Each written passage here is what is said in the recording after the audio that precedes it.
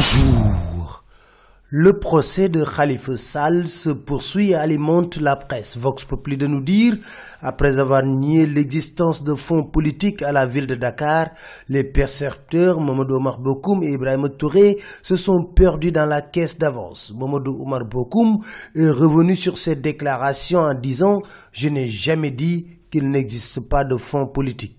Enquête de nous dire, Khalifa Sall ne cesse d'étaler sa peine lors de ce procès. Droit dans ses bottes, il a déclaré et écrit las « Je jure n'avoir jamais fait usage personnel des fonds politiques ». L'Observateur nous dit, Khalifa Sall a même contre-attaqué en déclarant au juge « Je ne suis intéressé ni par l'argent ni par les biens matériels ». Le procès est rythmé également de tension. Maître Ousseynou Fall, note l'Observateur, a défié l'autorité du juge et s'est fait exclure avant d'être réintégré. Mais le procès risque de prendre une autre tournure avec cette sortie de Idrissa Seck qui demande, note Les Échos, la comparution de Macky Sall. Il dit « Envoie Macky au fond de la caisse », écrit Vox Populi. Pour lui, les magistrats devront l'appeler pour qu'il dise comment il a touché à la caisse d'avance. Abdou Diouf également, car Vox Populi nous dit Khalifa Sall l'a cité.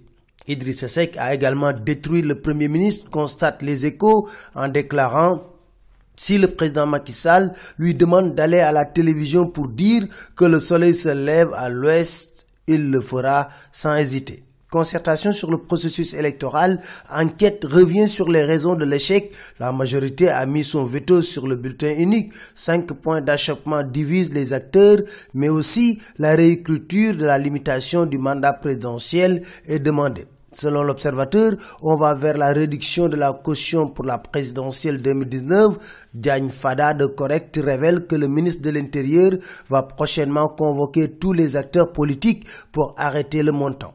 C'est un montant de 104 milliards de francs CFA que Pékin veut injecter dans notre économie, révèle l'AS. En tout cas, l'État est à court d'argent. Preuve, selon l'AS, 16 milliards d'arrêts des étudiants orientés dans le privé vont être renvoyés dès lundi. Feu sans frontières, titre Le Quotidien, pour nous parler des heurts qui ont eu lieu hier entre douaniers sénégalais et des pèlerins de Médina Gounass. Bilan, un Bissau-Guinéen tué à Nianoun, des véhicules saccagés et des Sénégalais tabassés. Dakar Time nous parle de scandale autour des 24 milliards de DP World. Pour nos confrères, l'État a trop vite jubilé car l'affaire est tombée sur la table de la Cour arbitrale de Paris et est en train de tourner au détriment de l'État du Sénégal. Fauteuil de député du Parlement de la CEDEAO. Les Échos parlent de bataille épique entre Woré Sarr et Cheikh Bara Dolly Mbacké. Madi Kenya est soupçonné de prendre fait et cause pour le député de Touba pour consolider son leadership.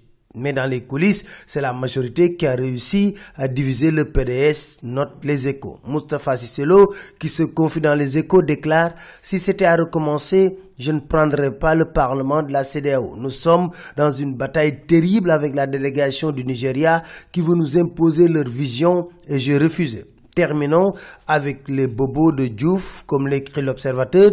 El Hadji Diouf, le footballeur, a été entendu des heures à la section de recherche. Le bad boy a été finalement libéré. Après sa libération, il a déclaré « On ne peut pas me distraire ». Tout est parti d'une voiture prêtée à son épouse à son insu par le frère d'Aminata Tall à qui il a proféré des menaces de mort. La marche de l'opposition a été finalement autorisée, nous dit l'AS. C'était tout, merci. Très bonne lecture à tous.